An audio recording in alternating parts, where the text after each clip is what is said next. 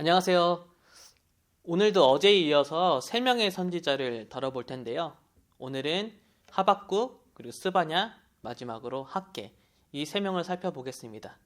이 3명의 선지자도 각자 활동했던 시기와 메시지가 다르기 때문에 각각의 선지자들이 활동했던 시대적 배경, 그리고 핵심 메시지를 살펴보는 것으로 영상을 그렇게 제작하도록 하겠습니다. 자, 먼저 하박국을 살펴보겠는데요.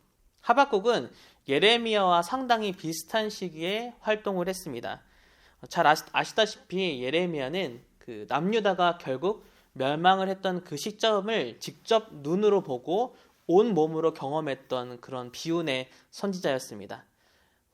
이 하박국도 비슷한 시기에 예언을 했기 때문에 주된 메시지는 어쩔 수 없이 유다의 멸망을 선포하는 내용입니다.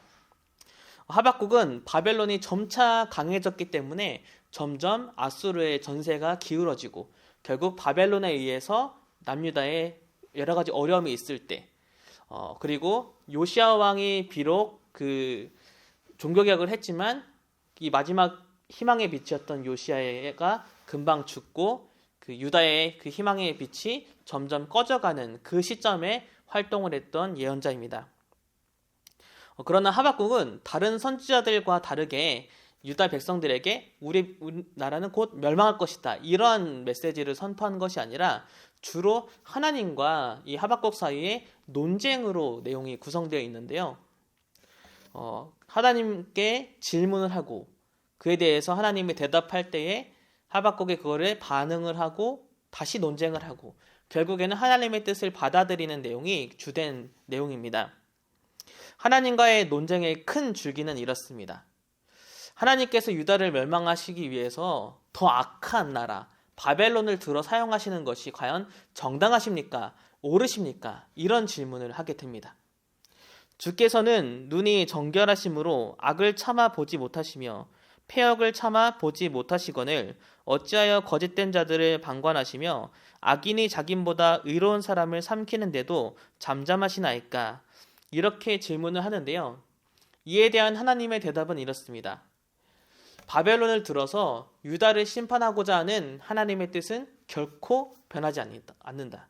하지만 결국에는 하나님이 이 바벨론도 그 악으로 인하여서 반드시 심판할 거다. 그것이 하나님의 대답이었습니다. 하박국 2장을 보면 바벨론이 어떠한 죄를 저지르고 있는지 화 있을진저라는 말과 함께 5가지 큰 죄악이 나오게 되는데요. 여기서 화 있을진저라는 말은 히브리어로 호이라고 합니다. 이것은 장례식에서 죽음을 애통해하며 부르는, 우리나라로 치면 아이고 아이고 이 소리를 나타내는 게 바로 화 있을진저라는 단어인데요. 5가지 죄악, 큰 죄악으로 인하여서 결국은 멸망할 수밖에 없는 바벨론을 분명하게 하나님은 말씀하고 계신 것이죠. 하나님은 결국 유다의 죄로 인하여서 심판을 하지만 바벨론도 심판할 거라는 이것을 받아들이고 믿는 자는 믿는 자는 의인은 그 믿음으로 인하여서 살 것이다라고 그렇게 말씀하고 있습니다. 하박국 또한 하나님의 이런 계획을 받아들였습니다. 이스라엘이든 이방 민족이든 상관없이 그들의 죄를 용납하지 않으시고 심판하시는 그 하나님의 공의로움, 정의로움을 받아들인 것이죠. 이 모든 역사를 주관하시는 분, 모든 심판을 주관하시는 분이 바로 하나님이심을 깨달은 것입니다. 비록 우리는 심판으로 인하여서 고난을 받고 어려울지언정 그럼에도 불구하고 그 심판이 끝나면 하나님이 반드시 하나님을 믿는 그 의인들, 믿음으로 말미암아 살게 되는 그 남은 자를 통하여서 새로운 구원을 이루실 거라는 것을 믿게 됩니다. 비록 무화과 나무가 무성하지 못하며 포도나무에 열매가 없으며 감람나무에 소출이 없으며 밭에 먹을 것이 없으며 우리의 양이 없으며 외양간에 소가 없을지라도 나는 여호와로 말미암아 즐거워하며 나의 구원의 하나님으로 말미암아 기뻐하리로다. 이렇게 하박국은 심판의 하나님이 아니라 그럼에도 불구하고 남은 자를 통하여서 구원하실 하나님을 찬양함으로 모든 예언을 마치고 있습니다. 자, 다음은 스바냐인데요. 스바냐의 시대적 배경은 남유다의 마지막 희망이었던 요시야 왕이 활동했던 그 시기와 비슷한 시기입니다.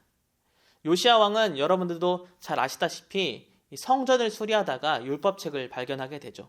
그리고 그 율법책을 봤을 때에 지금의 이 사회상이 너무나 그 말씀과 반대편에 서 있는 것을 보면서 옷을 찢고 회개하며 종교개혁, 사회개혁을 일으킵니다.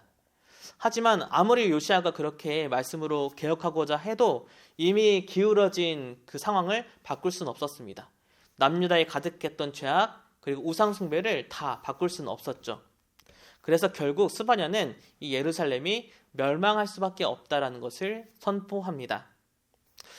그럼에도 불구하고 이 요시아의 종교개혁이 의미가 있는 것은 하나님의 심판은 변함없겠지만 그럼에도 불구하고 다시 말씀에 굳건히 서서 믿음을 끝까지 지키는 그 남은 자들이 더 많이 세워지는 계기가 되었기 때문에 이 종교개혁은 크게 의미가 있습니다.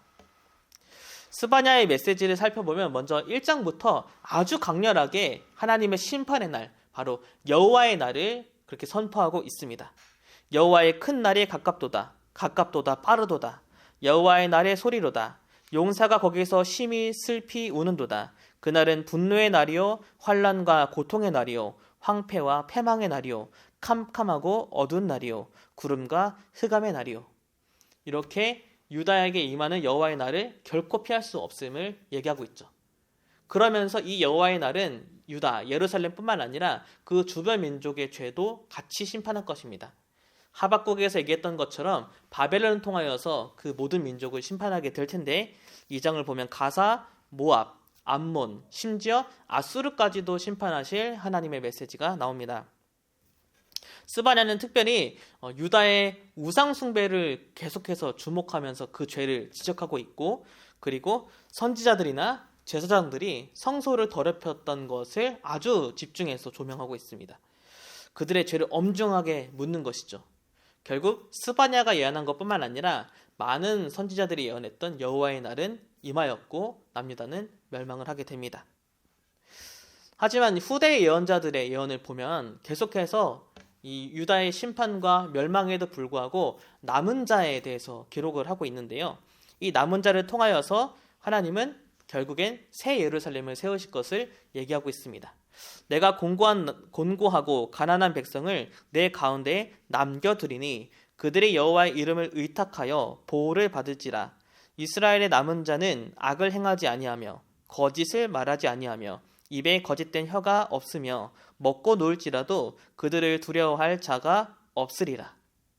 스바냐는 그렇게 자신 또한 남은 자가 되어서 결국에는 우리를 구원하실 그 구원의 하나님을 기뻐하는 찬양을 올려드리며 예언을 마무리하고 있습니다. 자, 마지막으로 학개를 보게 될 텐데요. 학개는 이후에 나올 스가랴 그리고 말라기와 함께 예루살렘이 완전히 황폐해야 되고 이들이 포로로 끌려갔다가 다시 예루살렘으로 돌아온 그 귀한 공동체의 시대적 상황을 배경으로 해서 예언 활동을 했습니다. 이 나머지 세 예언자는 상당히 후대 때 그렇게 예언을 했던 선지자들이죠. 이들은 이제 에스라를 통해서 보게 되면 1차 귀환을 하게 되는데 이 1차 귀환의 중심은 바로 스룹바벨이라는 총독과 그리고 여호수아라는 제사장이었습니다. 이들을 중심으로 해서 첫 번째 귀환 공동체는 성전을 다시 짓고자 했는데요. 하지만 이 성전의 공사는 그 땅 민족, 그들의 지속적인 방해로 인하여서 결국 중단이 되고 맙니다. 학개는 이 공사가 중단되는 상황에서 다시 여호와의 성전을 건축하라는 이런 명령을 주로 전했던 예언자입니다. 성전 건축은 무려 16년 동안 중단이 되었습니다. 이 16년 동안 그렇다면 이 유다 백성들은 어떻게 생활을 했을까요? 그들은 현실에 적응했습니다. 여호와의 성전터가 아직 폐허가 되었음에도 불구하고 이들은 그 방해를 이길 힘도 다시 용기를 내어 성전을 건축한 힘도 없었고 현실에 맞춰서 자신의 삶을 세워가는데 바빴습니다.